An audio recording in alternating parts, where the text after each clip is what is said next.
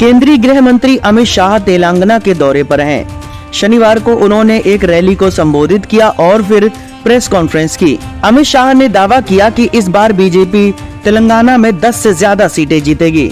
अरविंद केजरीवाल की टिप्पणी पर उन्होंने कहा कि पीएम मोदी यह टर्म पूरा करेंगे और देश का नेतृत्व करते रहेंगे।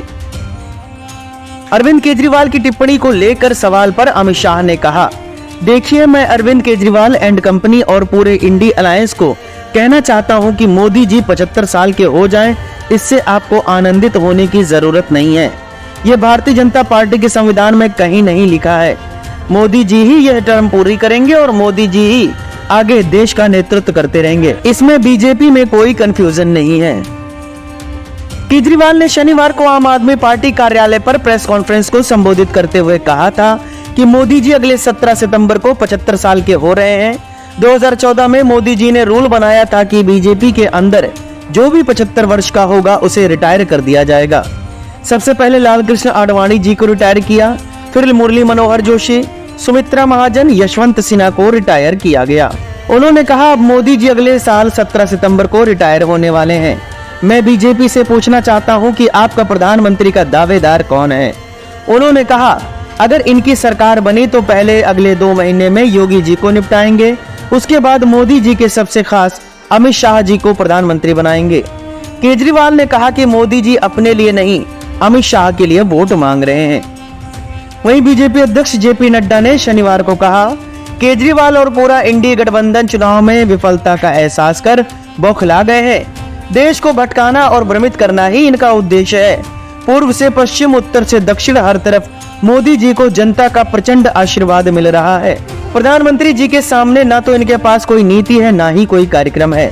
अब मोदी जी की उम्र का बहाना लेकर रास्ता ढूंढ रहे हैं। उन्होंने एक्स पर लिखा, भारतीय जनता पार्टी के संविधान में कहीं भी उम्र को लेकर ऐसी कोई व्यवस्था नहीं है।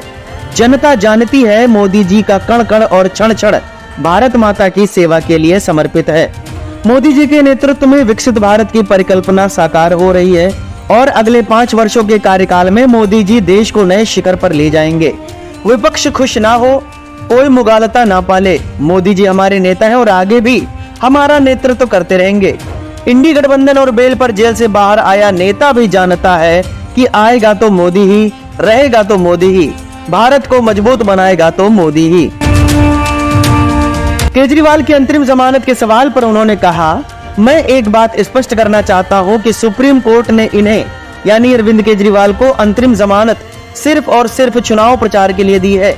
उन्होंने सुप्रीम कोर्ट के सामने केस दायर किया था कि मेरी गिरफ्तारी गलत है, जो सुप्रीम कोर्ट ने नहीं माना। फिर प्रेयर मॉडिफाई की कि मुझे बेल दी जाए, वो भी सुप्रीम कोर्ट ने नहीं माना। सिर्फ और सिर्फ चुनाव प्रचार करने के लिए 1 तारीख तक की अंतरिम जमानत दी गई है और 2 तारीख को उन्हें फिर से एजेंसियों के सामने सरेंडर करना है। अगर अरविंद केजरीवाल इसे क्लीन चिट मानते हैं तो मुझे लगता है कि इनकी कानून की समझ बड़ी निर्बल है।